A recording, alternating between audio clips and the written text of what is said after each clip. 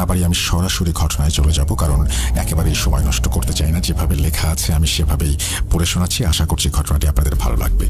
একজন মানুষ যদি দেখে আর একজন মানুষকে পুকুরের মাঝে পানির ওপর শূন্যে শুয়ে থাকতে, তাহলে তার কেমন অনুভূতি হবে?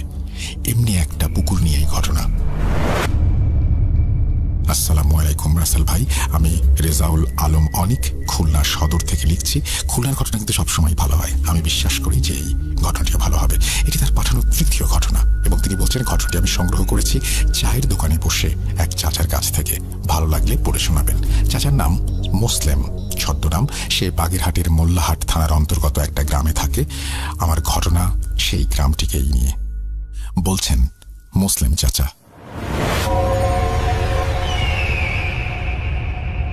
সাল 1984। তখন আমার বয়স 31-32 বছর হবে। দিনের বেলা কাজকর্ম করে রাতে তাস খেলার অভ্যাস ছিল আমার। আমার বাড়ি থেকে 3 কিলোমিটার দূরে বাজারের একটা দোকানে চৌকিতে বসে 4-5 জন প্রতিদিন রাত 10টা-11টা পর্যন্ত তাস খেলতাম। সাইকেল ছিল আমার একটা, ওটা নিয়ে যাওয়া আসা করতাম। ঘটনাটি যেদিন ঘটে সেদিন আমার এক বন্ধু নাম কুদ্দুস আমার সাইকেল নিয়ে আগে আগে চলে যায় আমার শ্বশুর বাড়িতে। আমার বাড়ি থেকে বের হয়ে দুপাশে ধানের জমি 1/2 কিলোমিটারের মতো যেতে হবে। তারপর একদম রাস্তার গা ঘেঁষে একটা কবরস্থান, সেখানে বাঁশবাগান আছে। পরে 1 কিলোমিটার ইট বিছানো রাস্তা, রাস্তার দুপাশে কিছু বাড়ি, ঘন ঘন গাছপালায় ভরা। তার কিছু দূর পরে আবার দুপাশে ধানের জমি আর রাস্তার পাশে তাল আর খেজুরের গাছ। এভাবে পুরো রাস্তাটা চলে গেছে বাজার পর্যন্ত। কিন্তু এর মাঝখানে একটা জায়গায় একটা পুকুর, আর পুকুর পাড়ে রাস্তার পাশে একটা শিমুল গাছ। লোকের মুখে অনেক কথা শুনেছি এই পুকুর আর শিমুল গাছ নিয়ে, কোনোদিন কিছু দেখিনি।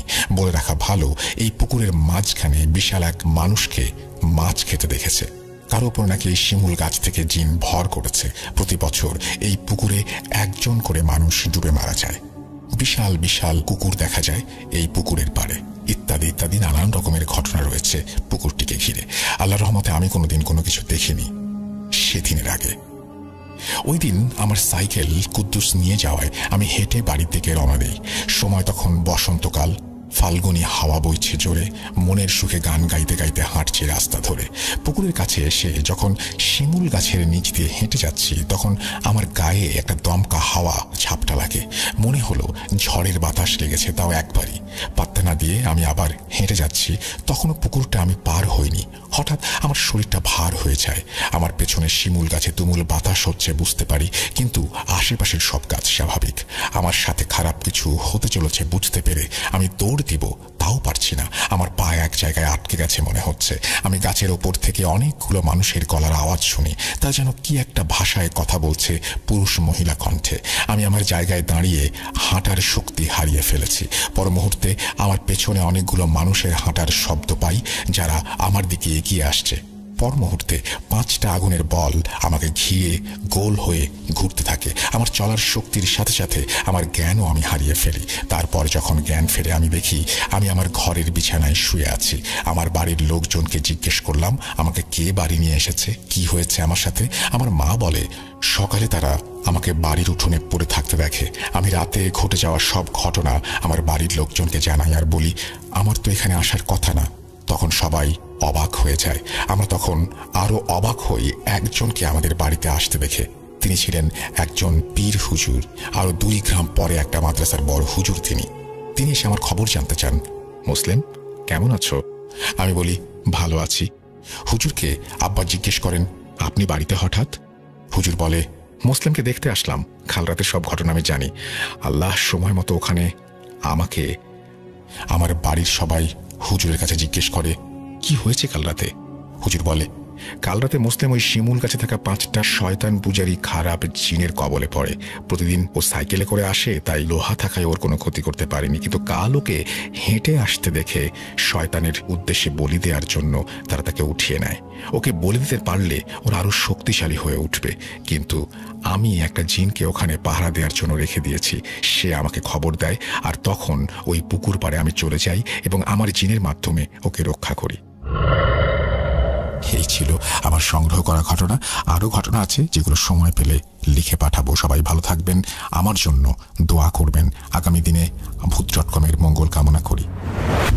এই বলে তিনি তার ঘটনা শেষ করেছেন। তো এই ছিল আমাদের আজকের ঘটনা। আশা করছি আপনাদের ভালো লেগেছে। যদি ভালো লাগে তাহলে অবশ্যই আমাদেরকে জানাবেন, যদি ভালো না লাগে তাও আমাদেরকে জানাবেন। আমরা আবারও ফিরে আসবো। সেই পর্যন্ত সবাই ভালো থাকুন, সুস্থ থাকুন, মোস্ট ইম্পর্টেন্টলি ভূত.com এর সাথে থাকুন, এবং অবশ্যই অবশ্যই আমাদের যে ইমেল অ্যাড্রেসটা আছে সেখানে আপনাদের ঘটনা পাঠাতে বলবেন না। আমরা চলে যাব, আজকের মতো বিদায় নেব এবং ফিরে আসবো আবারও। সেই পর্যন্ত সবাই ভালো থাকুন, সুস্থ থাকুন, মোস্ট ইম্পর্টেন্টলি ভূত.com এর সাথে থাকুন। আল্লাহ হাফেজ।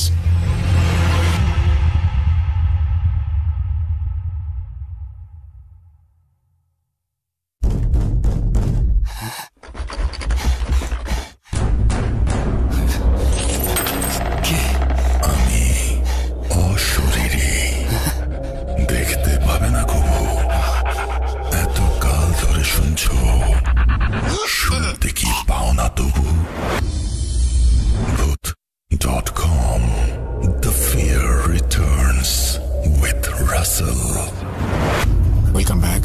আপনাদের সবাইকে স্বাগত জানাচ্ছি আমি রাসেল। আশা করছি আপনারা সবাই ভালো আছেন, ভালোর দলে আছেন, এবং রমজান মাস আপনাদের চমৎকার কাটছে। ঈদের দিকে এগিয়ে যাচ্ছি আমরা।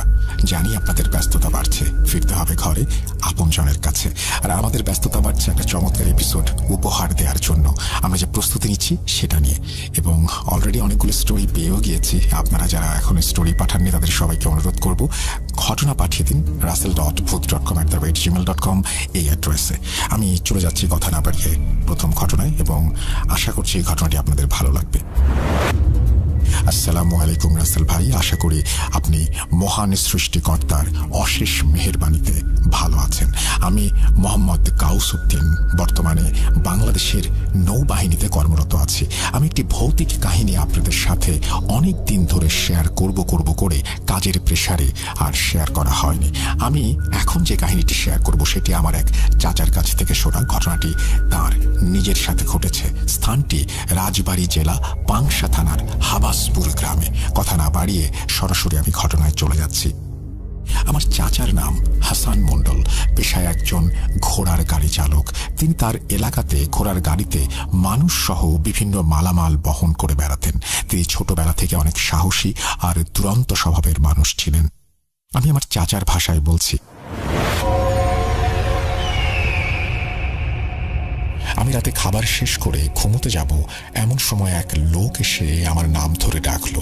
আমি ঘর থেকে বেরিয়ে এলে তিনি আমাকে বললেন, কাল আমার ছেলের বিয়ে, আপনাকে বরযাত্রী হয়ে কোণে বাড়িতে যেতে হবে। ভাড়ার কথা ভাববেন না, আমি পুষিয়ে দেব। শুনে খুব খুশি হলাম, কিন্তু আমি লোকটিকে এর আগে কখনো দেখিনি। এই প্রথম লোকটাকে দেখলাম। চিনি বলেও মনে হচ্ছে না।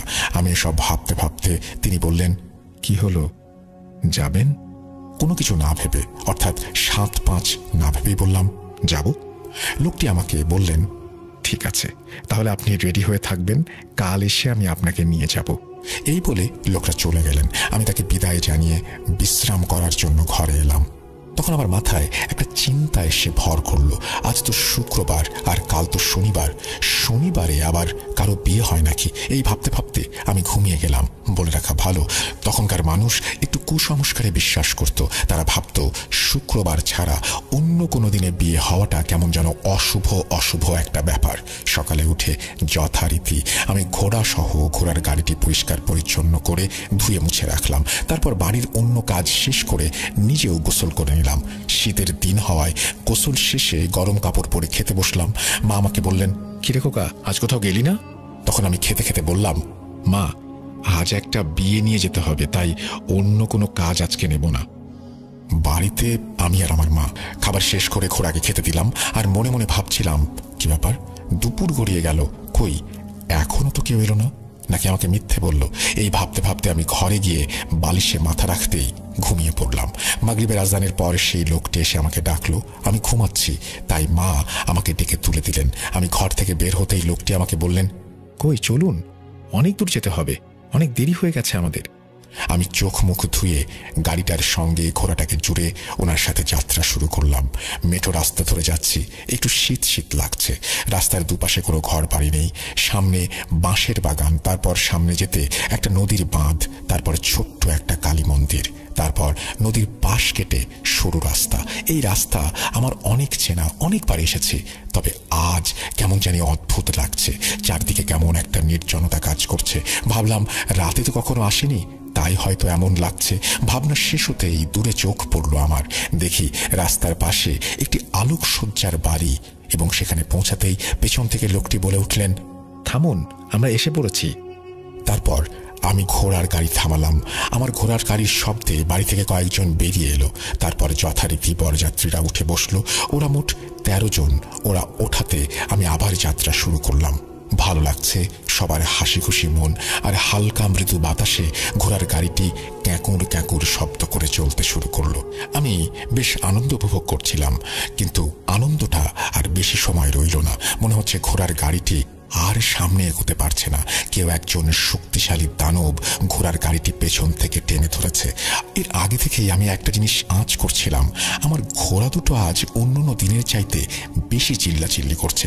আমি গাড়ি থেকে নামলাম, হাতে হ্যারিকেন নিয়ে গাড়ির পেছন দিকে তাকিয়ে যা দেখলাম তা দেখে আমার আর বোঝার বাকি রইল না আমাদের সাথে কি হতে চলেছে। আমি দেখলাম ধান বানা কালো কুচকুচে একটা ঢেকি আমার ঘোড়ার গাড়িতে চাকার সাথে বেঁধে রয়েছে। এত রাতে রাস্তার মধ্যে কালো কুঁচকুঁচে ঢেকি কোথা থেকে এলো? এটা ভাবতে ভাবতে মনে পড়ে গেল একটা কথা। বড়দের মুখে শুনেছি, জিন ভূত পিশাচ যাই হোক না কেন, কোনোভাবেই তারা ঘোড়ার সামনে আসবে না। তাই হয়তো তারা পেছন থেকে আমাদের ভয় দেখাচ্ছে। তখন আমি সবাইকে গাড়ি থেকে নামতে নিষেধ করি। তারপর আমি আমার ব্যাগ থেকে আমার ব্যবহার করা গামছাটি বের করে যেই না ঢেকির ওপরে রাখি, সঙ্গে সঙ্গে আপনাতেই ঢেকিটি মাটির সাথে মিলে যায়। এই দেখে আমি কিছুটা ভয় পেলাম, কিন্তু কাউকে কোনো কিছু না বলে ভয়ে ভয়ে গামছাটি মাটি থেকে উঠিয়ে ধুলা ঝেড়ে মাজাতে বাঁধলাম। তারপর হ্যারিকেনটি যথাস্থানে বেঁধে গাড়িতে উঠে বসলাম। গাড়িতে উঠে বসতে আমার ঘোড়া দুটি আবার আপন মনেই চলতে শুরু করলো। কিছু দূর ভালোই যাচ্ছিলাম, হঠাৎ আমরা লক্ষ্য করলাম আমাদের ঘোড়ার গাড়ির ছাদের ওপর ধূপ ধাপ করে অনবরত চারিদিক থেকে বড় বড় ঢিল এসে পড়ছে। তখন সবাই ভয়ে জড়সড় হলাম, কি হচ্ছে সব আমাদের সাথে?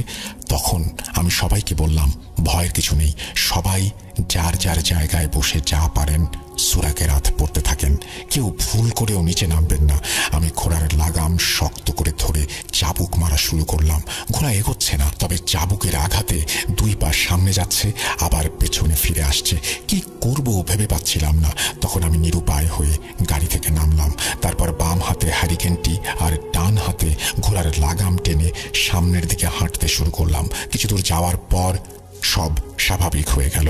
একটু পরেই গাড়ির পেছন থেকে নাকি কণ্ঠে কেউ কথা বলে উঠল। সে বলল, আজকের মতো আমরা নাকি বেঁচে গেছি। সবাই এ কথা শুনে বড্ড ভয় পেয়ে গিয়েছিলাম। গায়ের লোমগুলো দাঁড়িয়ে গিয়েছিল, গাটা অনেক ভার হয়ে গিয়েছিল, শীতল হয়ে গিয়েছিল। কিছু দূর যাওয়ার পর কোণে বাড়ির আলোক সজ্জা দেখে কিছুটা সাহস পেলে চলতে চলতে অবশেষে আমরা কোণের বাড়িতে এসে পৌঁছালাম। খাওয়া দাওয়া শেষ হলো, বিয়ের কাজও সম্পন্ন হলো। বর কোণে বিদায় দিয়ে আসবো এমন সময় বাড়ির ভেতর থেকে একজন বৃদ্ধ বয়স্ক মহিলা বের হয়ে আসলেন। তিনি জানালেন, রাত অনেক হয়ে গেছে, আজ রাতটা এখানে কাটিয়ে কাল সকালে যেতে হবে। তখন বর এবং কনে পক্ষের সহমত হওয়ায় তারা সেখানে থেকে যায়। আমি বাড়িতে চলে আসার মত প্রকাশ করলে তারা আমাকে সবাই নিষেধ করেন, কিন্তু আমি তাদের নিষেধের তোয়াক্কা না করে সেখান থেকে বিদায় নিয়ে চলে আসি।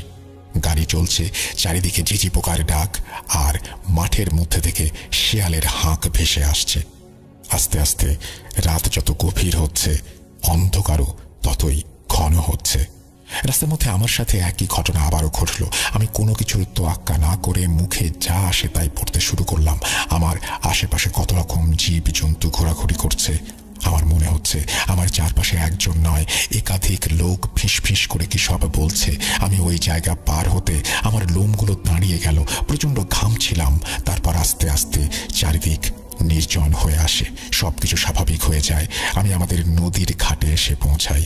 ঘটনাটি এখানে শেষ হলে ভালো হতো, কিন্তু না, আমার সামনে ঘটল আরো ভয়ঙ্কর দুর্ঘটনা। আমি নদীর ঘাট পার হয়ে যখন কালী মন্দিরের সামনে আসলাম, তখন আমি যা দেখলাম তা দেখার জন্য আমি মোটেও প্রস্তুত ছিলাম না। আমি দেখলাম বড় বড় আকৃতির দুটি কালো কুঁচকুঁচে বিড়াল, চোখ দিয়ে তাদের আগুনের ফুলকি বের হচ্ছে।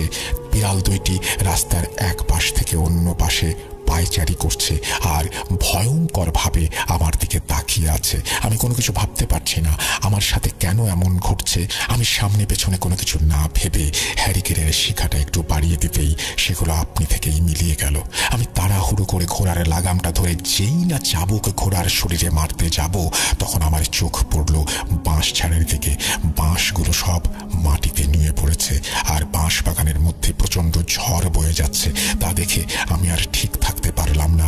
আমি ভয় আর রাগ নিয়ে ঘোড়ার গাড়ি থেকে নেমে হ্যারিকেনটা হাতে নিয়ে দূর থেকে চাবুক দিয়ে যেই না বাঁশের গায়ে সজোরে আঘাত করলাম, সঙ্গে সঙ্গে বাঁশগুলো সরসর করে উঠে গেল। ঝড়ও বন্ধ হয়ে গেল। আমি তাড়াহুড়ো করে বুকটা গাড়ির সঙ্গে ঠেকিয়ে শরীরের সমস্ত শক্তি দিয়ে গাড়িতে উঠলাম। গাড়ি চলছে আর আমার মনে হচ্ছে চারিদিকে ভেঙে চড়ে যাচ্ছে। এভাবে বাঁশ ঝাড় পেরিয়ে মাঠ পেরিয়ে অবশেষে বাড়িতে পৌঁছালাম। তখন আমার সারা শরীর থেকে ঘাম টপ টপ করে ছড়ে পড়ছে। আমি বাড়িতে ঢোকার সঙ্গে সঙ্গে আমার মা আমাকে জড়িয়ে ধরলেন। আমিও মাকে জড়িয়ে ধরে কাঁদতে কাঁদতে বললাম, মা, আজকে আমি মরেই যেতাম। আল্লাহর অশেষ মেহেরবানি এবং তোমার দোয়ায় বেঁচে ফিরেছি। তারপর একে একে সমস্ত ঘটনা আমি মাকে বলি। তারপর মা আমার সব ঘটনা শুনে রাতে লবণ পানি খেতে দেন। তারপর গরম পানি দিয়ে আমাকে গোসল করতে বলেন। সেদিন রাত্রে খাবারে মাছ থাকায় আমার মা আমাকে মাছ না খেতে দিয়ে শুধু লবণ দিয়ে ভাত খেয়ে ঘুমোতে বলেন। এর পরের ঘটনাটা দাদির মুখ থেকে শোনা। আমি যখন হাসানের সমস্ত ঘটনা শুনি তখন আমি প্রচণ্ড ভয় পাই। হাসান যেহেতু নদীর পাশ দিয়ে এসেছে, তাই ওকে আমি গরম পানি দিয়ে গোসল করিয়ে মাছ খেতে বারণ করি, এতে পিশাচ ও খারাপ কিছু ওর কাছে যেন না আসতে পারে। পরে হাসান যখন ঘুমিয়ে পড়ে তখন আমি ওর পাশে বসে নফল নামাজ পড়ে জিকির করছিলাম। তখন আমার মনে হচ্ছিল ঘরের চারিপাশের গাছপালা কি যেন ভেঙে চুরে তছনছ করে ফেলছে, আর কতজন ঠিক বলতে পারবো না সাঁই সুঁই করে কথা বলছে। আমি সাহস করে টিনের ফুটো দিয়ে তাকিয়ে দেখি গন্ডারের মতো কিছু একটা আমার বাড়ির সমস্ত গাছপালা ভেঙে চুরমার করে ফেলছে। এই ভয়ঙ্কর প্রাণীটির মুখোমুখি হতেই সে আমাকে বলে আজকে নাকি আমাকে মেরেই ফেলতো। তারপর সবকিছু স্বাভাবিক। সকালে উঠে আমি দেখলাম বাড়ির সব গাছপালা ঠিক আগের মতো আছে। আসলে আমাদেরকে ঘর থেকে বের করে ক্ষতি করার ইচ্ছে ছিল তাদের, কি বলবো। দাদি যখন এসব কথা আমাদের বলছিলেন তখন দাদি কাঁপছিলেন, চোখে পানি টলমল করছিল। হাসান চাচা আর তার মা অর্থাৎ আমার দাদি আজ বেঁচে নেই বার্ধক্যজনিত কারণে। মহান সৃষ্টিকর্তা রাব্বুল আলামিন তাদের দুজনকেই যেন জান্নাতুল ফেরদৌস দান করেন। এই ছিল আমার ঘটনা। যদি ভালো লাগে শেয়ার করবেন এবং আমাকে কল দিয়ে জানাবেন। তারপর আপনার কণ্ঠে ঘটনাটি শুনে অবশ্যই ভালো লাগবে বলেই আশা রাখি। আমি তেমন ভালো বাংলা লিখতে পারি না, ভুল ভ্রান্তি হলে ক্ষমা সুন্দর দৃষ্টিতে দেখবেন। লিখেছেন Mohammad Ghaus Uddin. Thank you very much আপনার এই চমৎকার ঘটনাটির জন্য। আসলেই খুবই অদ্ভুত একটি ঘটনা। আমরা চলে যাব আমাদের পরবর্তী ঘটনায়।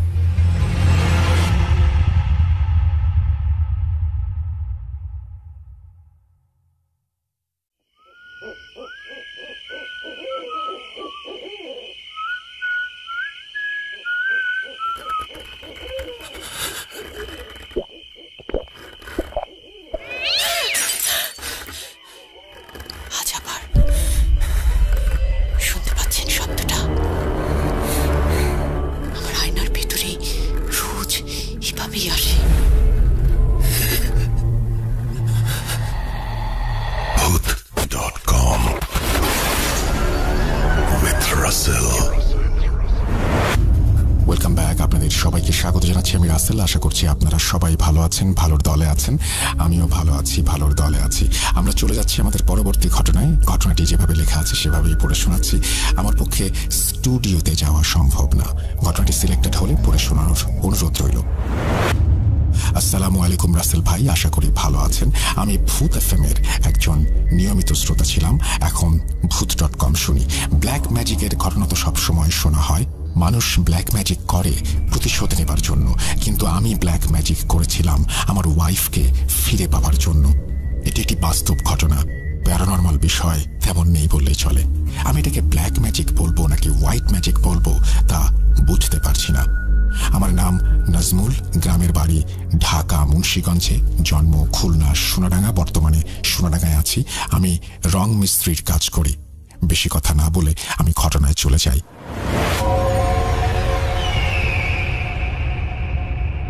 সালটা ছিল 2021 সালের ফেব্রুয়ারির 3 তারিখ। আমি আমার নানা বাড়ি যাই, কারণ সেদিন ওয়াজ মাহফিল ছিল।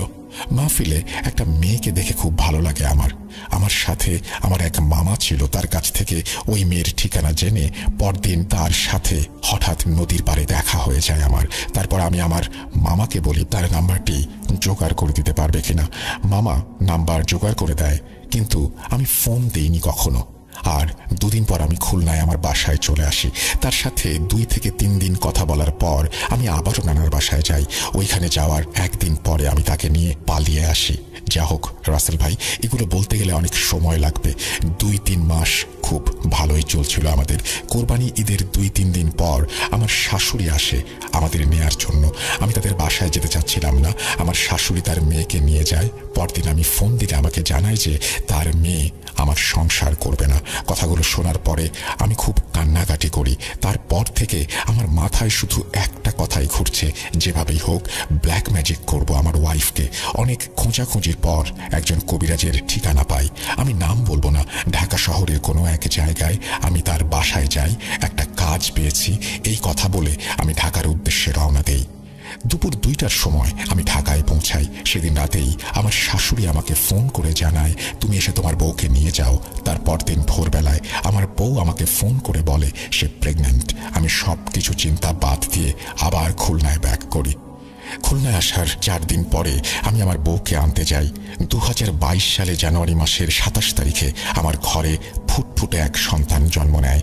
তার ঠিক 3 থেকে 4 মাস পর আমার সাথে রাগারাগি করে আমার বউ বাপের বাড়ি চলে যায়। আমিও রাগ করে 3-4 মাস খোঁজ খবর নেইনি। এভাবে কেটে যায় 4টি মাস। একদিন আন্টি আমাকে একটা কবিরাজের ঠিকানা দিয়ে বলে খুলনা ফুলবাড়ি গেটের কোনো এক জায়গায় আমি তার সাথে দেখা করি যেন। আমার কাছে টাকা বেশি না থাকায় খুব চিন্তায় পড়ে যাই। হঠাৎ একটা মহিলা আমাকে জিজ্ঞেস করে, বাবা কি হয়েছে, তোমার মন খারাপ কেন? আমি তাকে সব খুলে বলি আর বলি আমার কাছে খুব কম টাকা আছে। তারপর সেই মহিলা আমাকে বলে, তুমি কোনো চিন্তা করো না, তোমার যা টাকা লাগে আমি দিয়ে দেব। তুমি যে চিন্তা করে এখানে এসেছো এটা করো না, এটা করলে তোমার খুব ক্ষতি হবে। তারপর আমি সেই কবিরাজের সাথে কথা বলি। তাকে সব খুলে বলার পর আমাকে কিছু সরিষা ও 4টা কড়ি আনতে বলে। হঠাৎ পাশ থেকে সেই মহিলা আমাকে বলে, বাবা তুমি বসো, আমি সব এনে দিচ্ছি। তারপর সেই মহিলাটি আমাকে যাবতীয় জিনিস এনে দেয়। তারপর সেই কবিরাজ জিনিসগুলোতে ফুঁ দেয় এবং আমাকে দিয়ে বলে এগুলো নিয়ম অনুযায়ী কাজ করতে হবে। নিয়মগুলো এমন ছিল, প্রতিদিন দুপুরে সূরা ফাতিহা 3 বার পাঠ করে সরিষাগুলো আগুনে পোড়াতে হবে। চলবে 28 দিন। কড়ি 4টা প্রতি মঙ্গলবার একটা করে আগুনে পোড়াতে হবে। একটা তাবিজ দিয়ে বলেছিলেন তোমার ঘরে কোথাও ইট দিয়ে চাপা দিয়ে রাখবে। তারপর আমি তাকে 55 টাকা হাতিয়া দিয়ে তার কাছ থেকে বিদায় নিয়ে আসি। যেই না বাইরে বের হয়েছি, হঠাৎ দেখি সেই মহিলা আমাকে বলল একসাথে যাই। আমি তার কথা মেনে তার সাথে একসাথে ভ্যানে উঠি। মেইন রাস্তা পর্যন্ত আসার পর সে আমাকে বলে, বাবা চিন্তা করো না, তোমার কাজ হয়ে যাবে। তারপর সেই মহিলা আমাকে বিদায় দিয়ে চলে যায়। যাওয়ার সময় আমাকে 30 টাকা সিএনজি ভাড়া দিয়ে যায়। রাতের খাবার খেয়ে সবাই যখন ঘুমাতে যায়, আমি তখন 2 রাকাত নফল নামাজ পড়ে ঘুমাতে গেলাম। ওই রাতে আমি স্বপ্নে দেখলাম আমার বউ আমার কাছে ফিরে এসেছে। তার ঠিক 15 দিন পর আমার বউ আমার কাছে চলে আসে। এরপর আর কোনো সমস্যা হয় না, কিন্তু 2 থেকে 3 মাস পর শুরু হয় আমার সাথে খুব খারাপ কিছু ঘটা। আমি শুয়ে থাকলে আমার মনে হতো আমার পায়ের কাছে কেউ বসে আছে, আর বাইরে বের হলে মনে হতো কে যেন আমার পিছু পিছু আসছে। একদিন ঘুমিয়েছিলাম, হঠাৎ কে যেন আমাকে থাপ্পড় মারে খুব জোরে। মাথাটা পশ্চিম দিকে ঘুরে যায়। আমি ঘুম থেকে লাফ দিয়ে উঠি। তখনই ফজরের আজান দিচ্ছিল। 2023 জানুয়ারির 16 তারিখ আমি আবারও সেই কবিরাজের কাছে যাই, তাকে সবকিছু খুলে বলি। আমার বউকে আমার কোনো কথা যে শোনাতে পারিনি, বা আমার বউ যে আমার কোনো কথা শোনে না, সেই ব্যাপারে তাকে জানাই। সে আমাকে বলে একটু লবণ, একটা মাদুলি আর 2টা মোনামুনির ফল আনতে হবে। আমি সেগুলো এনে তার কাছে দেওয়ার পর সেগুলো পরে ফুঁ দিয়ে আমাকে দিয়ে বলে, এই তাবিজটা তোমার বাম হাতে বেঁধে রাখবে আর লবণ তরকারির সঙ্গে খেতে হবে। আমাকে সে বলে দিয়েছে 9 মাস এটার মেয়াদ থাকবে, 9 মাস পর সব কেটে যাবে। আমি যেন 9 মাস পর যেয়ে তার কাছ থেকে আবারও তাবিজ নিয়ে আসি, আর বলেছে গরুর মাংস খাওয়া যাবে না, কেউ মারা গেলে সেই বাড়িতে যাওয়া নিষেধ। নবজাতক কোনো শিশু জন্ম নিলে 41 দিনের মধ্যে তাদের বাসায় যাওয়া নিষেধ। এই ছিল আমার ঘটনা। আমি আজও বুঝতে পারি না কে ছিল সেই মহিলা, কেনই বা আমাকে টাকা দিল, আর আমার বাসায় আসার সময় কেনই বা আমাকে বলল বাবা সব ঠিক হয়ে যাবে, কেনই বা সে আমাকে থাপ্পড় মারল। আমার কাছে এই সমস্ত তথ্য অজানা। লিখতে গিয়ে অনেক প্রবলেমের মধ্যে পড়েছি, কম্পোজ করছি, অটোমেটিক ডিলিট হয়ে যাচ্ছে। কোথাও ভুল হলে ক্ষমা করে দেবেন।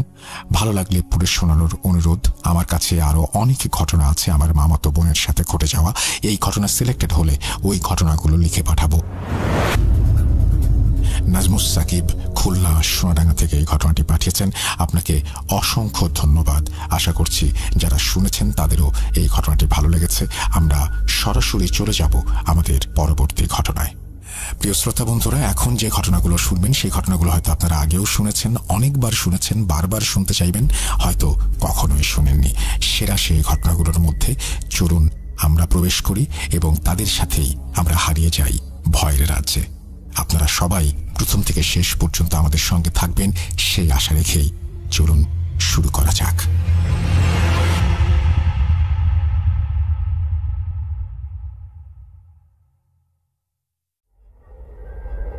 Spirit, be here with me.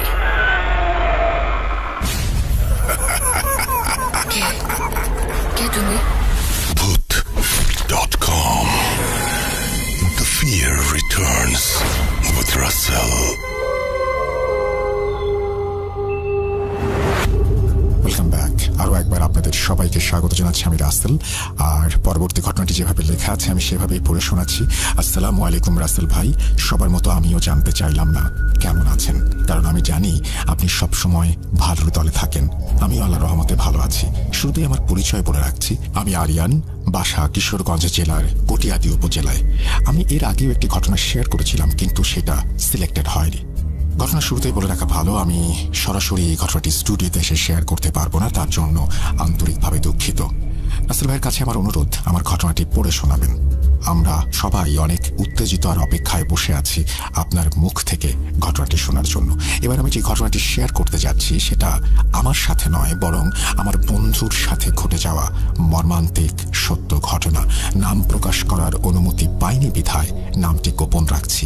লেখার মাঝখানে ভুল ত্রুটি ক্ষমা সুন্দর দৃষ্টিতে দেখবেন। চলুন তাহলে আর দেরি না করে ঘটনায় যাওয়া যাক। বলার সুবিধার্থে আমি তার মতো করেই বলছি। বলছেন ওবায়দুল ছদ্মনাম। আমার গ্রাম থেকে 2 গ্রাম পেরিয়ে মানিকখালী নামক একটি গ্রাম আছে। সেখানে প্রতি ডিসেম্বর মাসের 27 তারিখ একটি ওয়াজ মাহফিল হয়। আমাদের গ্রামের অনেকেই সেই ওয়াজ মাহফিল শুনতে যায়। আমিও প্রতিবার সেখানে গিয়ে ওয়াজ শুনি।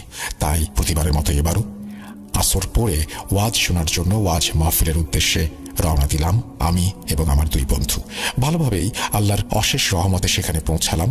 ওয়াজ মাহফিল বেশ বড় হওয়ার কারণে সেদিন অনেক ভিড় হয়ে যায়। দূর দূরান্ত থেকে মানুষ আসে ওয়াজ শোনার জন্য। তারপর কোনো রকম ভিড় এড়িয়ে আমরা 3 জন 3 জায়গায় বসে পড়লাম। ভিড়ের জন্য আমরা 3 জন এক জায়গায় বসতে পারলাম না। বেশ কিছুক্ষণ ওয়াজ শুনলাম। হঠাৎ ঘড়ির দিকে তাকাতে দেখলাম রাত প্রায় 12:30। আমি ভাবলাম অনেক রাত হয়ে গেছে, বাড়ি চলে যাওয়া উচিত। আমাদের এলাকায় রাত 11টার পর সিএনজি বা অটোরিকশা পাওয়া যায় না। আমি বাড়িতে যাব এই কথা ভেবে আমার সাথে থাকা বন্ধুদের খুঁজতে থাকি, কিন্তু ভাগ্যের কি নির্মম পরিহাস, আমি আমার বন্ধুদের কোথাও খুঁজে পেলাম না। এদিকে রাত অনেক বেড়ে যাচ্ছিল, কি করব বুঝতে পারছিলাম না। এবার নিজে নিজেই বলে উঠলাম, হয়তো ভিড়ের মধ্যে ওরা আমাকে হারিয়ে ফেলেছে, হয়তো বাড়ি ফিরে গেছে, তাই আমিও চলে যাব ঠিক করলাম। মেইন রোডের কাছে যেতেই দেখি কোনো সিএনজি তো দূরের কথা, একটা কুকুরও নেই। একটু হতভম্ব হয়ে ভাবলাম এত বড় একটা ওয়াজ মাহফিল, কিন্তু কোনো অটো সিএনজি নেই। একেবারেই যে নেই তা কিন্তু না, কিছু সিএনজি ছিল যেগুলো দূর থেকে আসা মানুষ নিয়ে তাদের নিজেদের গ্রামে ফিরে যাচ্ছিল। আমাদের গ্রামে যাওয়ার দুইটি রাস্তা, একটা হচ্ছে মেইন রোড আর অন্যটি হচ্ছে রেল লাইন। আর মেইন রোড দিয়ে পায়ে হেঁটে গেলে প্রায় 1 ঘন্টা 20 মিনিটের মতো সময় লাগে, আর রেল লাইন দিয়ে গেলে 40 মিনিট আমাকে পায়ে হেঁটে যেতে হবে। তখন আমি রেল লাইনের রাস্তাটি সবকিছু চিন্তা করে বেছে নিলাম, কারণ একটু তাড়াতাড়ি বাড়ি পৌঁছাতে পারবো এটা ভেবেই। কিন্তু কে জানতো সেখানে আমাকে ভাগ্যের মর্মান্তিক পরীক্ষা দিতে হবে। স্টেশন ধরে আমার গ্রামের রাস্তার দিকে 10 মিনিট হাঁটলে একটা ব্রিজ পড়ে, সেটা রেল লাইন ব্রিজ। চারদিকে খেজুর গাছ, কাঁঠাল গাছ, আর তারপরে একটি মাটির রাস্তার মাঝখানে একটা শেওড়া গাছ, চারপাশে কিছু আবাদি জমি, এবং তারপর আমাদের বাড়ি। তো আমি যখন স্টেশন ধরে হাঁটছি, প্রায় 10 মিনিট হাঁটার পর আমি ওই ব্রিজটার কাছে চলে আসি। ব্রিজটা যখন পার হতে যাব তখন মনে হচ্ছিল আমার পেছনে কেউ আমাকে এমনভাবে ধরে রেখেছে যেন আমি সামনে এগোতেই পারছি না। তারপর হঠাৎ আনুমানিক 5 সেকেন্ড পর আমার মনে হলো আমার পেছনে কেউ নেই। তখন আমি ব্যাপারটাকে খুব বেশি আমলে নেইনি, মনের ভুল ভেবে কানে এয়ারপড লাগিয়ে গজল শুনতে শুনতে আমি হাঁটছিলাম। আমার অ্যান্ড্রয়েড ফোন যেটার লাইট অন করে আমি পথ চলছিলাম। যখন আমি ব্রিজে উঠি, ব্রিজটা পার হবার পর সবকিছু স্বাভাবিকভাবেই চলছিল। যখন আমি ব্রিজের মাঝখানে চলে আসি তখন আমার কানে থাকা এয়ারপড নিজে থেকেই অফ হয়ে যায়। আমি ভাবলাম হয়তো বা এয়ারপডের চার্জ শেষ হয়ে গেছে, কিন্তু সেটা শুধু এয়ারপড পর্যন্তই সীমাবদ্ধ ছিল না। আমি আর এক পা এগোতেই আমার হাতে থাকা মোবাইল ফোনটির 80% চার্জ থাকা সত্ত্বেও অফ হয়ে যায়।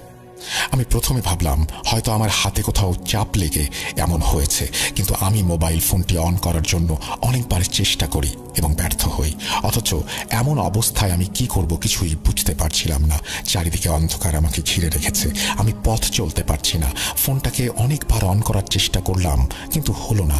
আমি মনের অজান্তে কিছুটা ভয় পেতে শুরু করি, গলা শুকিয়ে যাচ্ছিল আমার। আমি আল্লাহর নাম নিয়ে আল্লাহকে স্মরণ করে আস্তে আস্তে ব্রিজ পার হওয়ার চেষ্টা করলাম। যখন আমি ব্রিজটা পার হলাম, কিছুটা ভয়ে ভয়ে রেল লাইন দিয়ে সামনের দিকে যেতে লাগলাম। আমি যখন ব্রিজটা থেকে আনুমানিক 10 ফিট দূরে আসলাম, আমার মনে হচ্ছিল আমার পেছন থেকে একটা গরম হাওয়া আমার দিকে এগিয়ে আসছে। যত কাছে আসছে ততই যেন বেশি আগুনের মতো তাপ অনুভব করছি আমি। ভয়ে পেছনে তাকানোর সাহস পেলাম না। আমি আমার হাঁটার স্পিড বাড়িয়ে দেই, কিন্তু হাঁটতে হাঁটতে আমি একটু সামনে যাওয়ার পর আমি যেটা দেখলাম সেটা দেখার জন্য আমি মোটেও প্রস্তুত ছিলাম না। আমার সেই একটু ভয় আর একটু ভয়ের মধ্যে সীমাবদ্ধ ছিল না। একটু এগিয়ে যেতেই দেখলাম আমার ডান পাশে একটা সাদা রঙের ঘোড়া আমার পাশ বরাবর হেঁটে যাচ্ছে। স্বাভাবিকের তুলনায় ঘোড়াটি ছিল অনেক বড়, আর ঘোড়াটি ফুলের মালা দিয়ে সাজানো, এবং আমার হাঁটার স্পিড যত বাড়ছিল ঘোড়াটাও ঠিক ততটা স্পিডে আমার সাথে সাথে হেঁটে চলেছে। আর ঘোড়াটা ছিল এতই রাগান্বিত, এতই তেজি, তার চোখগুলো আগুনের মতন যেন জ্বলজ্বল করছিল। আমি অনেক কষ্ট করে চোখ বন্ধ করে শরীরের যত শক্তি আছে তা খাটিয়ে দৌড় দিয়ে চিৎকার করে আল্লাহকে ডাকতে শুরু করলাম। তারপর উচ্চ স্বরে বলতে লাগলাম, হে আমার রব, তুমি সর্বশক্তিমান, তুমি পারো আমাকে এই বিপদ থেকে বাঁচাতে। এরকমভাবে কিছুক্ষণ দৌড়ানোর পর আমি রেল লাইন পেরিয়ে মাটির রাস্তায় উঠে আসি। আমি যখন রেল লাইন পেরিয়ে মাটির রাস্তায় আসি তখন সামনে এগোতেই রাস্তার বাম পাশে একটা শেওড়া গাছ। আমি নিজেও জানতাম না সেখানে আমার জন্য চূড়ান্ত ভয় অপেক্ষা করছিল। আমি যখন শেওড়া গাছটার দিকে এগোতে লাগলাম তখন আমার মনে হচ্ছিল আমি আবারও সেই ঘোড়ার খুরের শব্দ শুনতে পাচ্ছি। আমার কান যেন এই শব্দগুলোকে আর নিতে পারছিল না। আমার মনে হচ্ছিল ঘোড়াটা মনে হয় আমার দিকেই রাগান্বিত হয়ে ছুটে আসছে, আমাকে ছিঁড়ে খাবে বলে। আমি ভয় আর পেছনে তাকানোর সাহস পেলাম না। যখন শেওড়া গাছটার কাছে চলে আসি তখন আমি যেটা দেখতে পাই সেটা কোনো সুস্থ মানুষ তার নিজের চোখকে দেখার পর বিশ্বাস করতে পারবে না। শেওড়া গাছটার কাছে এসে আমি দেখলাম একটা পা দেহ থেকে আলাদা করা, শুধু পাটাই রয়েছে। আর এই পা যেন কোনো মানুষের পা না, পাটা আকারে এতই বড় ছিল যে আনুমানিক ৬-৭ ফিট হবে। সাধারণত মানুষের শরীর এমন হয় না। রাস্তার মাঝখানে শুধু পা, আমার দিকে সে যেন হেঁটে আসছিল। আমার পেছনে সেই ঘোড়ার খুরের শব্দ, সব মিলিয়ে আমি আর নিতে পারছিলাম না। চিৎকার করে আমি সেখানেই অজ্ঞান হয়ে যাই। কতক্ষণ এখানে পড়েছিলাম আর কিভাবে পড়েছিলাম কিছু মনে নেই আমার। যখন আমার জ্ঞান ফেরে তখন আমি দেখি আমি আমার গ্রামের এক চাচার বাড়িতে শুয়ে আছি। আমি এখানে কিভাবে আসলাম? চাচা বললেন তিনি কাল রাতে মাহফিল শেষ করে তার সঙ্গীদের সাথে বাড়ি ফিরছিলেন। তখন শেওড়া গাছের কাছে এসে তিনি দেখতে পান আমি অজ্ঞান হয়ে পড়ে আছি। তিনি তখন বাড়িতে খবর দেন এবং আমাকে এখানে নিয়ে আসেন। এবং তিনি আমাকে প্রথমেই জিজ্ঞেস করলেন যে তুই এই পথ দিয়ে কেন আসতে গেলি। আমি চাচার এমন অদ্ভুত কথা শুনে চাচার কাছে সেই বিষয়ে জানতে চাইলাম। সময়ের কারণে চাচার সেই ঘটনাটা আমার এখন বলা সম্ভব হচ্ছে না। মুরব্বীদের কাছে জানতে পারলাম এখানে অনেক ঘটনা, এরকম ঘটনা প্রায়ই ঘটে থাকে। এই বলে ওবায়দুল তার ঘটনা শেষ করলেন। লেখায় ভুল ত্রুটি ক্ষমা সুন্দর দৃষ্টিতে দেখবেন।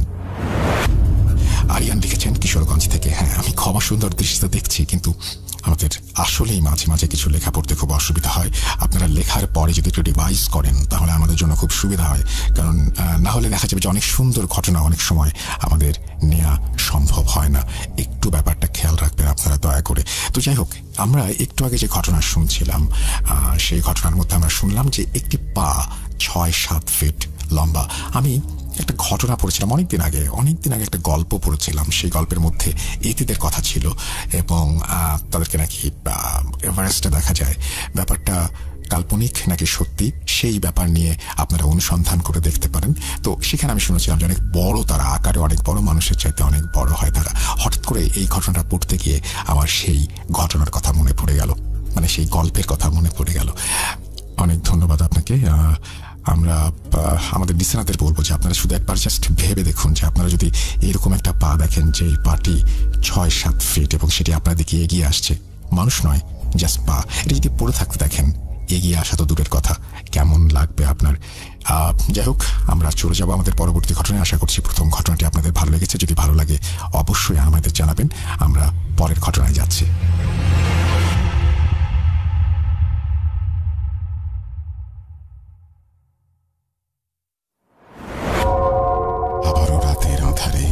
ভয়ের রাজ্য ফুঁড়ে ফিরেছি সেই পুরনো সুরে। বিশ্বাস করা বা না করা আপনার ব্যাপার, but the old music comes alive. Bhoot.com. The fear returns with Russell. Welcome back. আপনাদের সবাইকে স্বাগত জানাচ্ছি। আমি রাসেল। আশা করছি আপনারা সবাই ভালো আছেন এবং ভালোর দলে আছেন। আমিও ভালো আছি, ভালোর দলে আছি। শুক্রবারে সময় হলো ভয়ের রাজ্যে হারিয়ে যাবার। ইউটিউবে আমরা খুব তাড়াতাড়ি পৌঁছে যাব 1 মিলিয়নে। আর এই যাত্রাটা আরো সহজ করতে আপনাদের পাশে চাই। যারা শুনছেন তারা সবাই অনুগ্রহ করে সাবস্ক্রাইব করবেন, আমাদের পাশে থাকবেন। আমাদেরকে ঘটনা পাঠাতে হলে আমাদের ইমেল অ্যাড্রেস russell.bhoot.com@gmail.com। আপনার নাম, ঠিকানা এবং ফোন নাম্বার সহ আপনার জীবনে ঘটে যাওয়া সেরা ঘটনা লিখে পাঠিয়ে দেবেন আমাদের কাছে। আমরা চলে যাচ্ছি আমাদের প্রথম ঘটনায়। আশা করছি ঘটনাটি আপনাদের ভালো লাগবে। আপনারা সবাই জানেন যে বাংলাদেশের পরে সবচাইতে বেশি আমরা যে জায়গা থেকে ঘটনা পাই বা যারা আমাদের শুনেন সেটা হচ্ছে মধ্যপ্রাচ্য, এবং মধ্যপ্রাচ্যের সৌদি আরব থেকে পাঠানো একটি ঘটনা এবার আপনাদের পড়ে শোনাবো। চলুন কথা না বাড়িয়ে সরাসরি ঘটনায় যাওয়া যাক। আসসালামু আলাইকুম রাসেল ভাই, কেমন আছেন? আশা করছি ভালো আছেন, ভালোর দলেই আছেন। এটি আমার পাঠানো প্রথম ঘটনা। আমি সেই শুরু থেকে ভূত এফএমের সাথে ছিলাম। মাঝখানে অনেক বছর শোনা না হলেও এখন নিয়মিত শুনি। আমি মোহাম্মদ আমির ফয়সাল, বর্তমানে সৌদি আরব দামামে আছি। মূল ঘটনায় আসি। ঘটনাটি আমার সাথে পাশে দোকানে চাকরিরত একজন পাকিস্তানি বন্ধু মোহাম্মদ জিয়া ভাইয়ের সাথে ঘটে যাওয়া ঘটনা। উনি বয়সে আমার অনেক সিনিয়র হলেও অত্যন্ত আন্তরিক এবং বন্ধুসুলভ। ঘটনাটি ওনার মুখে উর্দুতে শুনেছি, আমি বাংলায় উপস্থাপন করছি। বলছেন মোহাম্মদ জিয়াউল হক ওরফে ভাই। সাল 2018, 4 মাসের ছুটিতে আমি এবার পাকিস্তান এসেছি। প্রতিবারের মতোই কর্মস্থল থেকে দেশে ফিরে এসে সবার প্রথমে আমি যে কাজটি করি, একটি নতুন বাইক কিনি এবং তা ছুটি শেষে যাওয়ার সময় বিক্রি করে দেই। দেশে এলেই বন্ধুদের নিয়ে বের হয়ে যাই দেশ ঘুরতে। সেবারও তার ব্যতিক্রম ছিল না। আমার বাইক নিয়ে ট্যুর পার্টনার থাকেন আমার আপন ভাগ্নে আসিফ। আসিফ পাকিস্তানের সীমান্তরক্ষী বাহিনীর পাকিস্তান রেঞ্জার্সের একজন অফিসার হিসেবে কর্মরত আছে, তাই চাইলেই ছুটি পাওয়া সম্ভব হয় না। আমি আসবো জেনে সেও আবেদন করে রেখেছিল ছুটির। তার ছুটিতে আসতে দেরি হওয়ার কারণে আমরা আমাদের ট্যুর কিছুটা পিছিয়ে দেই। সে আসলে আমরা অক্টোবর মাসের 4 তারিখ সকালে রওনা হই। এটি ছিল একটি দীর্ঘ ট্যুর। আমরা সব মিলিয়ে সেবার 4 জন ট্যুরমেট ছিলাম। আমি যেহেতু করাচির বাসিন্দা ছিলাম, তাই পথটি ছিল দীর্ঘ। আমাদের গন্তব্য ছিল পাকিস্তান চীন সীমান্তের সর্বোচ্চ উঁচু স্থান, নাম হল খুনজেবার পাস। এটি সমুদ্রপৃষ্ঠ থেকে 4993 মিটার উচ্চতায় অবস্থিত এবং কারাকোরাম পর্বতমালায় অবস্থিত। খুনজেরার পাসটি ছিল কারাকোরাম হাইওয়ে দ্বারা সংযুক্ত। করাচি আমার বাড়ি থেকে 1900 কিলোমিটার দূরে। যথারীতি আমরা প্রায় 1.5 দিন বাইক চালানোর পর আমাদের গন্তব্য থেকে মাত্র 140 কিলোমিটার আগে একটি স্থানে যাত্রা বিরতি করি। দিনটি ছিল বৃহস্পতিবার। আমরা আসরের শেষে পুনরায় রওনা হব। ঠিক তক্ষুনি মুষলধারে বৃষ্টি শুরু হয়। বলে রাখা ভালো, এটি ছিল আমাদের গন্তব্যস্থলের সবচেয়ে নিকটবর্তী যাত্রা বিরতির স্থান। বিরতি শেষে আমরা যখন বের হব, তখন হোটেল মালিক আমাদের কোথা থেকে এসেছি এবং কোথায় যাব জানতে চাইলে আমরা তা বলি, এবং তিনি তা শুনে আমাদের যা বলেন তা শুনতে আমরা মোটেও প্রস্তুত ছিলাম না। তিনি বললেন, এখান থেকে 5 থেকে 7 কিলোমিটার পরেই পাহাড়ি আঁকাপাকা রাস্তা ও জঙ্গল, যা এতটা ঘন যে সূর্যের আলো সময় মতো পৌঁছায় না। আমরা এখন রওনা দিলেও মাগরিবের আগে পৌঁছাতে পারবো না। তাই বললেন, স্থানটি মোটেও ভালো না। এখানে যারা যাতায়াত করছে সবাই কোনো না কোনো খারাপ অভিজ্ঞতা সঙ্গে নিয়ে এসেছে। বাবা, তোমরা আমার ছেলের মতো। আজ রাতটা আমার হোটেলে থেকে যাও, কাল না হয় ফজরের সময় রওনা দিও। আমরা যেহেতু সবাই বয়সে জওয়ান, তাই সেই হোটেলের মালিকের কথা উপেক্ষা করলাম, কারণ এমন ভ্রমণ আমরা আগেও করেছি। যথারীতি আমরা রওনা দিই। আকাশে মেঘ, তখনও গাড়ি নেই এই পথে। হালকা ঝিরিঝিরি বৃষ্টি হলেও তা কোনো বিশেষ সমস্যার সৃষ্টি করছে না। আমাদের রাস্তা ছিল খুবই ভালো। আমাদের পথে 2টি সীমান্ত বাহিনীর চেকপোস্ট, এবং যেহেতু আমার ভাগ্নে একই বাহিনীতে কর্মরত, তাই তেমন কোনো সমস্যায় পড়তে হয়নি। কিন্তু আমাদের আশ্চর্য করে 2টি চেকপোস্ট সামনে না যেতে অনুরোধ জানায়। তারা বলে তারা নিজেরাও প্রায় এখানে প্যারানরমাল অ্যাক্টিভিটির সম্মুখীন হয়। আমরা আগে বিষয়টিকে আমলে না নিলেও সবার বারণ আমাদের ভাবায়। আমরা ছিলাম ক্লান্ত। এত লম্বা একটি জার্নি, তার মাঝে গত 2 দিন প্রায় রাস্তায়, তাই আমরা চাচ্ছিলাম তাড়াতাড়ি গন্তব্যে পৌঁছতে। আমরা আবার রওনা করলাম। কিছুক্ষণ যাবার পর শুরু হলো আঁকা বাঁকা পাহাড়ি পথ, যার উঁচু নিচু রাস্তা চলে গেছে। তখন প্রায় সন্ধ্যা হতে চলেছে। চারিদিকে আবছা অন্ধকার। স্থানটি সংরক্ষিত এলাকা হওয়ায় কোনো বাড়িঘর, দোকানপাট কিচ্ছু ছিল না। আমরা মোবাইলে সময় দেখে 4 জন একটি স্থানে বাইক থামাই এবং মাগরিবের নামাজ পড়ে নেই। হালকা বৃষ্টির আমেজ তখনও থাকায় আবহাওয়া ছিল ঠান্ডা। এমনভাবে আমরা প্রকৃতি আর নানা প্রকার আওয়াজ শুনছিলাম, ভালোই লাগছিল। আমাদের গন্তব্যে আমরা আবারও রওনা হলাম। আর তারপর আমাদের সাথে যা হলো তা আমাদের সারাটা জীবন মনে দাগ কেটে রাখবে। সবেমাত্র সন্ধ্যা হলো। নামাজ পড়ে আমরা মাত্র মিনিট 2 আসলাম। যেহেতু রাত, আঁকা বাঁকা সড়ক, আমাদের সবার বাইকের গতিও ছিল 40। আমরা একটা সোজা রাস্তা বেয়ে উপরে উঠলাম। তারপর বাঁক হয় বাম দিকে। রাস্তা প্রায় 50 থেকে 60 ফিট নিচে নেমে গেছে, আবার উপরে উঠছে। আমরা সবাই বাইকের গতি কম হওয়াতে আমাদের প্রত্যেকটি বাইক একে অপরের কাছেই ছিলাম। সবার হেলমেটেই কমিউনিকেটর ছিল। আমরা দেখলাম দূর থেকে আমরা যে রাস্তায় বাঁক নিয়ে নিচে নামবো, সেখানে আলো সাদৃশ্য কিছু জ্বলছে। আমাদের টিমে ভাগ্নের সামনে, আমি মধ্যখানে, এবং শেষে আমার বন্ধুরা ছিল। আসিফকে বাইক দাঁড় করাতে দেখে আমিও দাঁড়িয়ে যাই। তারপরে একে একে সবার বাইক থামে। আমরা যা দেখি তার সাথে কোনো হিসাব মেলে না। আমরা দেখি আমরা যে বাঁক ধরে নিচে নামবো, তার ঠিক নিচে একটি বিশাল জমায়েত, অর্থাৎ একটি বরযাত্রীর বহর যাচ্ছে। সেখানে প্রায় 70 থেকে 80 জনের মতো নারী পুরুষের একটি বহর, যা ছিল এমন, সামনে 2টি দলে বিভক্ত ব্যান্ড পার্টি একটি সাদা ঘোড়ায় বর আরোহণ করে আছে।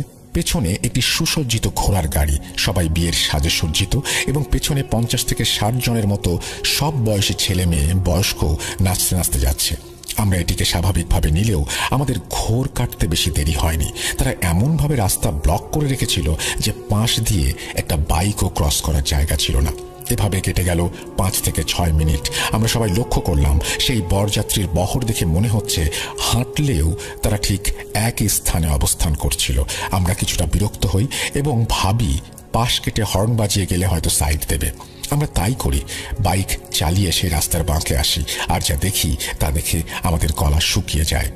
আমরা সামনে যেতেই মুখোমুখি হই একটি ভয়াবহ দৃশ্যের। বরযাত্রী বহরের সবার মাথা শরীর থেকে আলাদা এবং তা হাওয়ায় ভাসছে এমন দেখি। আমাদের বুঝতে আর বাকি রইল না আমরা খারাপ কিছুর ফাঁদে পড়েছি। আমরা সবাই ভয়ে হিম হয়ে যেতে লাগলাম তাদের, এবং আমাদের দূরত্ব 30 ফিট হবে। আমরা সবাই ভয়ে পাথর হয়ে পড়েছি। কি করব? পেছনে ফিরে যাব নাকি খারাপ কিছুর মুখোমুখি হব বুঝে উঠতে পারছিলাম না। আসিফ সীমান্ত বাহিনী হওয়ায় এবং তার ডিউটি সীমান্ত হলেও এমন ঘটনা প্রথমবারের মতো দেখছেও, সেও ভয়ে হিম হয়ে গিয়েছিল। আমাদের টিমে আমি সবচেয়ে বড় হলেও আমি বুঝে উঠতে পারছিলাম না আমাদের কি করা উচিত। আমরা সবাই হেডলাইট অফ করে বাইকের স্টার্ট অফ করে বসে আছি একত্রে খারাপ কিছুর অপেক্ষায়। কিন্তু আমাদের মনে সবারই অনুশোচনা হলো, কেন আমরা হোটেলের মালিকের বারণ শুনলাম না, যিনি কিনা আমাদের হাত ধরে না যেতে অনুরোধ করেছিলেন? কেন আমরা তাদের এত কাছে এলাম? সবাই যার যার মতো দোয়া দুরুদ পড়ছিল, কেন আমরা আসলাম? আমাদের সবার মনে একটি প্রশ্ন ঘুরছিল, এই রাতে এমন একটি জনমানবহীন স্থানে যেখানে 100 কিলোমিটারে কোনো বসতি নেই, কোনো মানুষের চিহ্ন নেই, সেখানে কোথা থেকে বরযাত্রী আসবে? এই ভাবতে ভাবতে আমাদের মধ্যে একজন পকেট থেকে ফোন বের করে ভিডিও করতে শুরু করে। রাত 7:13। আমাদের সবার ফোনই তখনকার সময়ের নতুন ফোন ছিল। আমরা সবাই ভিডিও করার সাহস করি। আশ্চর্য হলেও সত্যি 4টি ফোনের কোনোটিতেই কোনো ভিডিওতে বরযাত্রীর কোনো অস্তিত্বই দেখা যাচ্ছিল না, কিংবা ভিডিও রেকর্ড হচ্ছিল না। এভাবে কেটে গেল আরও কিছু সময়। আমরা বুঝে উঠতে পারছিলাম না আমরা কি করব। আমাদের কি ফিরে যাওয়া উচিত, অপেক্ষা করা উচিত? কিন্তু এমন একটি গা হিম করা মুহূর্ত চোখের সামনে কতক্ষণ মেনে নেওয়া যায়? আমাদের মধ্যে আসিফ, আমার ভাগ্নে, বারবার বলছিল আমরা তাদের মধ্য দিয়ে চলে যাই, কিছু হবে না। কিন্তু আমি সহ আরও বাকি 2 জন আমরা তাতে রাজি হলাম না। সময় যেতে লাগলো, আমাদের মধ্যে ভয় বাড়তে লাগলো। এদিকে শরীর আমাদের একদমই চলছিল না। টানা জার্নিতে তেমন আমরা বিশ্রামের সুযোগও পাইনি একটা। এভাবে সময় পার হচ্ছিল। রাতের গভীরতার সাথে সাথে আমাদের মনে হলো আমরা সবাই যেন এক অন্ধকারে হারিয়ে যাচ্ছি। দিনে টানা রাইড করা ও বৃষ্টিতে ভেজার কারণে সবাই প্রচণ্ড ঠান্ডায় জমে যেতে লাগলাম। মোবাইলের ঘড়িতে তখন রাত 10টা। এ কি আমাদের জীবনের শেষ রাত? আমার মনে হলো এটি আমাদের জীবনের সবচেয়ে দীর্ঘ ও কালো রাত। আমরা সবাই জড়ো হয়ে বসে পড়েছিলাম। আমাদের সামনে 2টি পথ খোলা ছিল। হয়তো আমরা আবার বাইক নিয়ে ফিরে যাব, নয়তো সামনে এগিয়ে এই অশরীরী বরযাত্রীর বহরকে ক্রস করে যাব। সবাই এতটা বিধ্বস্ত ছিলাম, কারো পক্ষেই বাইক চালানোর শক্তিটুকু ছিল না। পুরো সময়টিতে আমার ভাগ্নে কিছুটা অসংলগ্ন আর অস্বাভাবিক আচরণ করতে লাগলো। সে আমাদের ওপর খুব রাগান্বিত ছিল এবং চেঁচামেচি করতে লাগলো। আসিফ বলল, যেহেতু এত দীর্ঘ সময় আমাদের কোনো প্রকার ক্ষতি করেনি, সামনেও কিছু হবে না। হঠাৎ করে আমরা বাকি 2 বন্ধুর একজন কিছুটা অসুস্থ বোধ করলে আমরা তখন আরও বেশি ভয় পেতে শুরু করি। হাজার খারাপ চিন্তা মাথায় কাজ করতে থাকে। এভাবে কেটে যায় আরও 2টি ঘন্টা। তখনও সেই সময়ের মতোই বরযাত্রী বহরের নাচ, আনন্দ আর ব্যান্ড চলছে। এদিকে আসিফ আমাকে বারবার অনুরোধ করতে থাকলো আমরা যেন তাদের ক্রস করে চলে যাই। আমি ভাবলাম এভাবে আর বসে থাকা যায় না, আমাদের একটি সিদ্ধান্তে পৌঁছাতে হবে। যেহেতু আমাদের 4 জনের টিমে আমি বড়, আমার শরীর ক্রমশ হিম হতে লাগলো। আমি তখন আমার বাড়ি সংলগ্ন দরগা মসজিদের বড় হুজুরকে কল করি। আমাদের করণীয় ও বাঁচার উপায় জানতে চাই। পাহাড়ি ঘন এলাকা হওয়ায় অনেক চেষ্টার পর আমরা হুজুরকে ফোনে পাই। তিনি অত্যন্ত বয়োবৃদ্ধ একজন আলেম ও রাকি। যেহেতু পাহাড়ি এলাকা, আমি আমার যথাসাধ্য চেষ্টা করে হুজুরকে আমাদের পরিস্থিতি খুলে বলি। আমার কথা বলতেও অনেক সমস্যা হচ্ছিল। হুজুর আমাদের বললেন করণীয় 2টি। যদি সুযোগ থাকে পেছনে ফিরে আমরা যেন ফেরত আসি, নয়তো ফজরের নামাজ পর্যন্ত অর্থাৎ সূর্যোদয় পর্যন্ত অপেক্ষা করি। অতঃপর আমরা প্রায় রাত 1টা বাজে সিদ্ধান্ত নেই আমরা ফিরে আসব। কিন্তু তা ছিল আমাদের সেখানে অপেক্ষা করার মতোই কঠিন এবং কষ্টসাধ্য। আমরা সিদ্ধান্ত নেই বাইকের স্টার্ট বন্ধ রেখে আমরা আমাদের স্থান থেকে উপরে উঠে আসব। আমরা এমন স্থানে ছিলাম যা ছিল একটু উঁচু, খাড়া পাহাড় বেয়ে নিচে নেমে যাওয়া একটা বাঁক। এই স্থান হতে আমাদের আবারও সেই ভেজা খাড়া পাহাড়ে উঠতে হলো। আমাদের জীবনের সবচেয়ে কঠিন ও কষ্টকর কাজ। আমাদের সবার বাইক স্বাভাবিকের চেয়েও কয়েক গুণ ভারী মনে হচ্ছিল। এখানে বলে রাখা ভালো, হুজুর আমাদের বলেছিলেন আমরা যেন তাদের অর্থাৎ বরযাত্রীদের কোনো প্রকার বিরক্ত না করে ফিরে আসি। তাই আমরা বাইক স্টার্ট না দিয়ে শরীরের সর্বশক্তি দিয়ে খাড়া পাহাড়ে উপরে উঠে আসি। আমরা সবাই ওপরে ওঠার পর সবাই পুনরায় বাইক স্টার্ট দিয়ে ফিরে যাব ঠিক করলাম। আর আপাতত সেই চাচার খাবারের দোকানে আশ্রয় নেব এবং চাচার কথা না শোনার জন্য তার কাছ থেকে ক্ষমা চেয়ে নেব। আমরা বাইক স্টার্ট করলাম। ঘটনা এখানে শেষ হলেই ভালো হতো। আমরা মাত্র 15-20 সেকেন্ড বাইক চালিয়ে সামনে আসলাম। আর যেহেতু সবাই ভয়ে কম বেশি বিপর্যস্ত ছিলাম, সবাই একে অপরের গা ঘেঁষে ঘেঁষে বাইক চালাচ্ছিলাম। অতঃপর আমরা যা দেখলাম তাতে আমাদের বেঁচে ফেরার শেষ আশাটুকু হারিয়ে ফেললাম। এবার আমরা দেখলাম আমাদের থেকে 60 থেকে 70 মিটার দূরে হুবহু একই রকম একটি বরযাত্রীর বহর আমাদের দিকে ধেয়ে আসছে। তাদের সবারই একই রকমের শরীর থেকে মাথা কিছুটা উপরে ভাসছিল।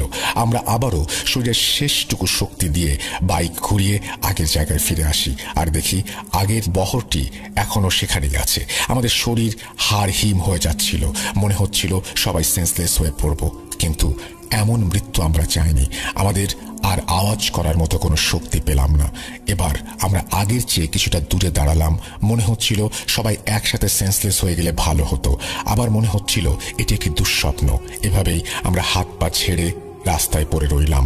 তারপর সকাল হওয়া পর্যন্ত অপেক্ষা করলাম। এমন অস্বস্তিকর দম বন্ধ করা রাত আমি আমার জীবনে পাইনি। আমি বলতে পারি আমরা কেউই পাইনি। রাত 3:27, তখনও ফজরের আজানের অনেক দেরি। এই বিভীষিকাময় রাত শেষ হবার নয়। আমরা যেন আর পারছি না। আমাদের সবার একই অবস্থা। শরীরে কারো এক বিন্দু শক্তিও অবশিষ্ট নেই। আমাদের শরীর এতটা দুর্বল ছিল, মনে হচ্ছিল মারা যাব। আমাদের সবার চোখ ছোট হয়ে আসছিল, চোখে সব ঝাপসা দেখছিলাম। মনে হচ্ছিল মৃত্যুর কোলে ঢলে পড়ছি। কতক্ষণ ঠিক এভাবে ছিলাম জানি না। তারপর একটা সময় আমার ফোনে ফজরের আজান বেজে উঠল। আমি আধো চোখ খুললাম। ভেবেছিলাম হয়তো সবকিছু শেষ হয়েছে। তখনও ঘুটঘুটে অন্ধকার। তখনও সেই আগের মতোই বরযাত্রীর বহর সেখানেই ছিল। প্রায় 20 থেকে 25 মিনিট পর ভোর হতে থাকে। ঘন পাহাড়ি গাছপালা হওয়ায় ভোরের আলো তখনও পুরোপুরি ফোটেনি। আমরা সবাই উঠলাম আর সিদ্ধান্ত নিলাম যা হবে আমরা এবার তাদের ক্রস করে আমাদের গন্তব্য অর্থাৎ বেস ক্যাম্পে পৌঁছাবো। আমরা সবাই যার যার মতো সূরা পড়তে পড়তে বাইক স্টার্ট দিলাম। এবার আমি সবার সামনে, তারপর আমার ভাগ্নে এবং আমার বাকি 2 বন্ধু সারিবদ্ধভাবে বাইক চালাতে লাগলাম। এবং আমরা যখনই তাদের ক্রস করব হর্ন দিলাম।